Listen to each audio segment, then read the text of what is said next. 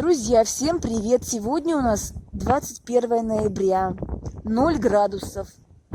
Температура у нас 0, но ощущается как минус 9, потому что сильный ветер 12 метров в секунду. 2 дня такая у нас еще будет погода. И поэтому, если вы планируете переезжать в Краснодарский край, у вас в семье должна быть хотя бы одна машина.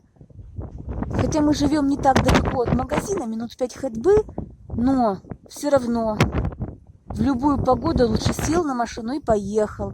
Я, конечно, на велосипеде ехать сделала сегодня, думала, просто меня унесет к морю куда-нибудь. И поэтому смотрите, какая у нас здесь погода. У нас тоже бывает погода разная, непредсказуемая. Не всегда у нас тепло и солнышко светит. Вообще сейчас у нас такая пора наступила. Ветра сильные, очень сильные ветра. Я буду вам показывать нашу погоду. Смотрите, анализируйте.